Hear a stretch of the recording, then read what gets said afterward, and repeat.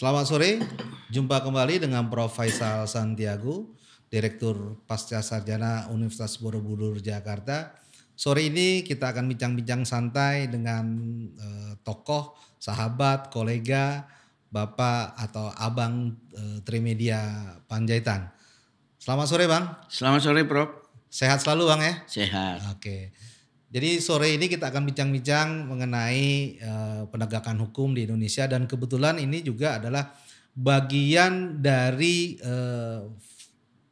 tugas Pak Bang Trimedia Panjaitan di Komisi 3 yang sudah 21 tahun ya berkiprah di DPR mewakili teman-teman masyarakat Sumatera Utara 2. Ya. Nah, kita langsung saja. Bang Trimet, bagaimana Bang Trimet melihat penegakan hukum saat ini di Indonesia? Pertama saya terima kasih diundang di podcast ini. Karena tadi lupa Prof mengenalkan saya sebagai mahasiswa program doktor betul. Universitas Borobudur.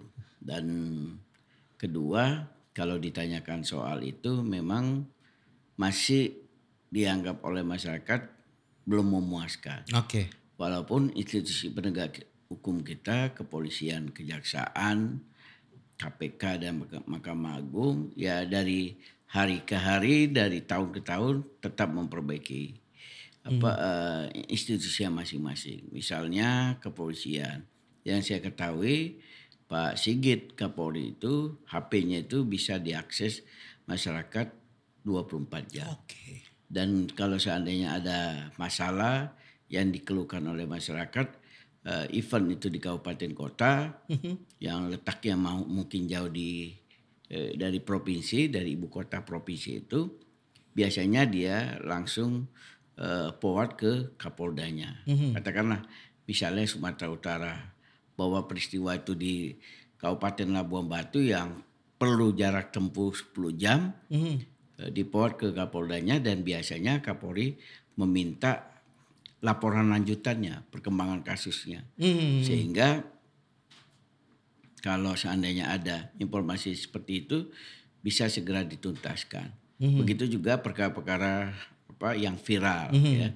Langsung ada yang forward kepada beliau atau Propam atau Barreskrim yang dia ketahui, langsung juga minta itu ke institusi di bawahnya diperbaiki.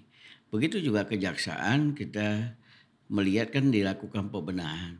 Malah sekarang ini masyarakat puas sekali terhadap kinerja kejaksaan, karena banyak perkara korupsi besar sekarang ini ditangani oleh kejaksaan yang hampir dulu belum pernah terjadi pada saat jaksa agung yang lainnya. KPK juga kami kira juga seperti itu, membenahi dirinya, walaupun yang diharapkan oleh masyarakat kan OTT. OTT itu selalu dianggap masyarakat ukuran dari kinerja, padahal kan harusnya tidak. Sama seperti hari ini saya baca di online ya, ada pertemuan Pak Luhut Panjaitan dengan Ketua KPK bahwa OTT itu upaya terakhir, dan itu juga diaminin oleh Pak Mahfud dalam berita itu. Yang paling penting adalah pencegahan dilakukan. Walaupun kita ketahui Pak Firly ini dari sejak beliau ikut tes saja orang nggak setuju. Oke. Ya, apalagi begitu kami pilih, penolakan masyarakat kan tinggi. Masih terus sampai sekarang. Terus sampai sekarang, dari mulai soal helikopter sampai soal pemberhentian Pak Hendar itu dianggap terus bermasalah. Nah, itu yang kita harapkan ada perbaikan-perbaikan. Mahkamah Agung juga peristiwa terakhir itu mudah-mudahan itu juga jadi tamparan bagi institusi Mahkamah Agung. Karena dua sekma, sekretaris Mahkamah Agung jadi pesakitan di KPK. Bahkan peristiwa Pak Hasbi ini yang terakhir ini, sekma ini itu sampai dengan hari ini, kalau yang saya ikuti kasusnya ada 17 orang tersangkanya. Dari mulai Hakim Agung, sekma, panitra, bahkan pengacara juga terkena ini. Nah, itu yang harus kita kawal. Yang kurang menurut saya adalah terutama dalam pemerintahan Presiden Jokowi ini adalah penegakan hak asasi manusia. ya baru satu kasus Panai yang naik ke persidangan. Karena itu kalau kami kan PDI Perjuangan yang selalu kami dorong untuk dilakukan proses penyidikan sebenarnya karena sudah ada beberapa tersangka diadili adalah peristiwa 27 Juli tahun 96. Nah, karena itu kepada Komnas HAM yang baru terpilih ini beberapa waktu yang lalu kita mintakan kepada mereka bahwa ini juga agenda. Dan mudah-mudahan kasus HAM di ujung pemerintahan Presiden Jokowi ini yang akan berakhir Oktober 2024 tahun depan, ya beliau juga punya perhatian.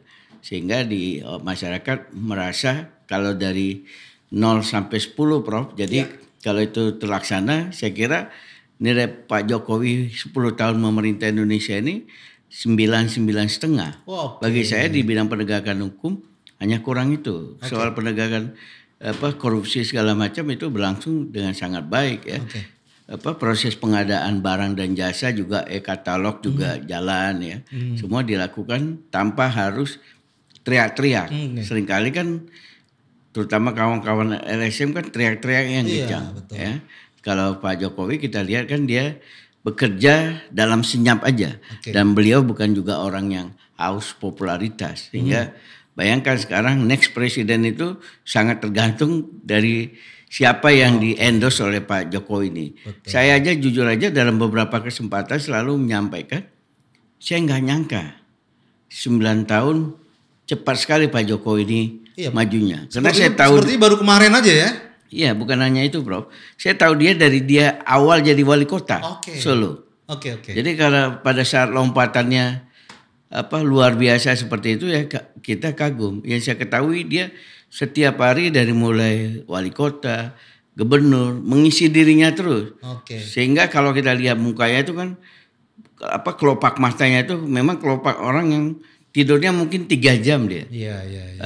Rata-rata sehari. Kelihatan dia mengisi dirinya dan saya kira Pak Jokowi ini yang pasted-nya rendah sekali ya. Memang tidak ada manusia yang nggak punya pasted ya.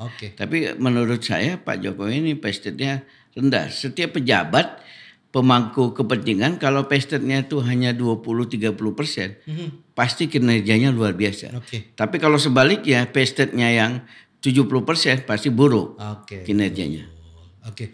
Nah, jadi dengan kondisi penegakan hukum saat ini, tetapi jujur saja Bang Trimet ya, di dalam kehidupan masyarakat itu masih sering kita dengar tajam ke bawah, tumpul ke atas.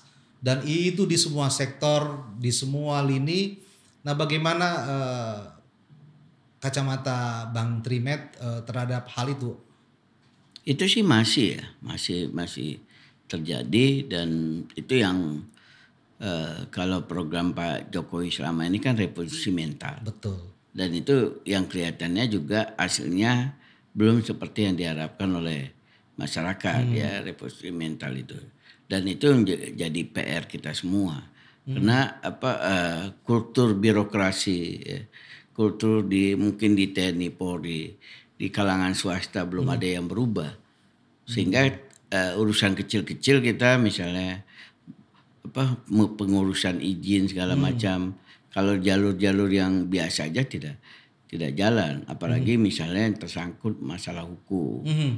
Dianggap kalau dia anak pejabat atau orang tuanya orang kaya pasti dilindungi oleh hukum.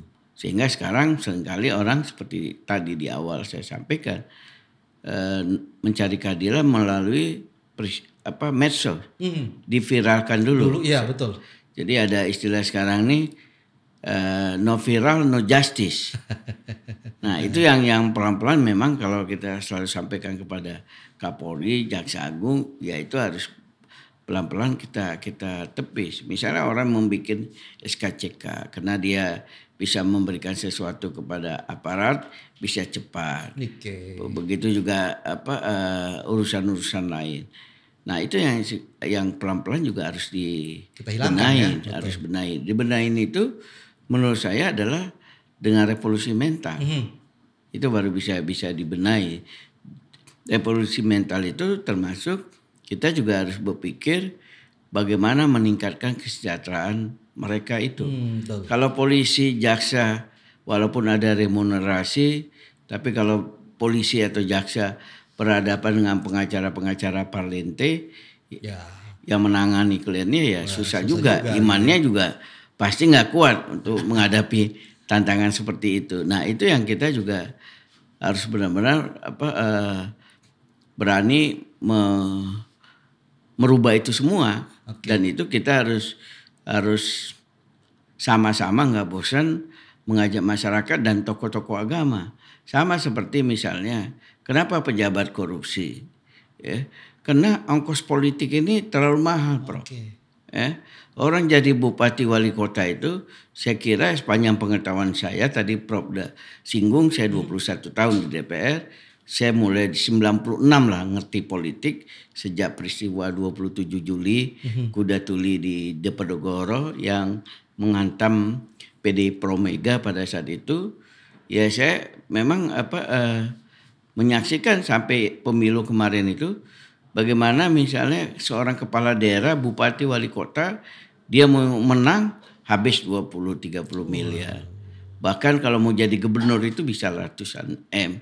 Itu artinya apa? Untuk jadi presiden kan berarti triliun. Betul. Ya, kalau tingkatannya seperti itu. Presiden dia harus 30 berapa? Sekarang udah 36 provinsi mungkin ya. Papua Barat tuh udah dilakukan pemekaran. Nah, soal-soal seperti itu juga masyarakat ini harus sadar karena mereka sendiri yang sulit. Makanya menjelang tahun pemilu ini yang jatuh 14 Februari 2024, bahkan saya dalam beberapa kesempatan selalu mengajak caleg-caleg, ayo kita no money politik. Tolak money politik. Kalau semua caleg tingkat pusat, tingkat provinsi, tingkat kabupaten kota tidak mau money politik, ya tentu rakyat juga nggak bisa memaksa. Iya, betul. Ya, tapi kalau kita kemudian yang mengajari rakyat itu supaya aman suara gua, ya kita karena kita juga malas turun, ya kita melakukan money politik, ya kita juga yang tidak membuat proses politik ini berjalan dengan baik. Ya, karena itu kalau misalnya seperti PDI Perjuangan, Prof lebih setuju dengan profesional tertutup. Ya. Jadi yang menentukan anggota dewan provinsi, kabupaten, kota itu adalah partai politik. Kalau anggota yang dikirim oleh partai politik yang nggak benar, yang rugi partai politiknya sendiri. Itu investasi yang buruk untuk 5 tahun ke depan. Sehingga proses awalnya ini, kalaupun ada permainan di parpol masing-masing, yang rugi parpolnya. Kalau sekarang kan terbuka rakyat yang berdaulat, yang menentukan. Karena itu sebenarnya tadinya kita berharap hasil uji MK itu jadi profesional tertutup. Mungkin terlalu besar risikonya. Walaupun tadinya saya berharap putusan MK itu ada secara eksplisit menyampaikan bahwa profesional tertutup itu dipakai di 2029. Nah ini kan nggak ada di dalam. Cuman hanya langsung memutuskan bahwa adalah profesional terbuka. Harapannya kan seperti itu supaya maju negara kita ini. Karena kalau yang brengsek dikirim parpolnya, begitu juga pemilihan bupati, wali kota, gubernur yang dipilih oleh DPRD. Itu kan yang kalau kemudian main-main partai politiknya, yang rugi kan partai politiknya lagi. Karena saya kira semua partai politik sekarang ini membenahi dirinya. Mematur-matur dirinya supaya bagaimana partai politik itu semakin dicintai oleh masyarakat. Orang boleh aja sirik, iri, dengki sama PDI Perjuangan yang bisa 2 kali menang berturut-turut. Mudah-mudahan kalau Prof juga mendukung PDIP ya bisa hat-trick di 2024. Tapi caranya kan tentu tidak gampang Ibu melakukan itu. Ya. Nah ikutin aja apa yang dilakukan oleh PDI Perjuangan. Saya yakin partai-partai lain juga akan bisa seperti PDI Perjuangan. Jadi kita berkompetisi secara sehat. Itu yang harus dipikirkan. Bukan kemudian kita takut berkompetisi, black campaign, bahkan membuat rakyat ini komoditi. Ya kita terakhir dibuat rakyat komoditi. Nah itu yang harus kita lakukan. Karena kalau saya kira ongkos politik murah itu korupsi juga bisa ditekan. Oke.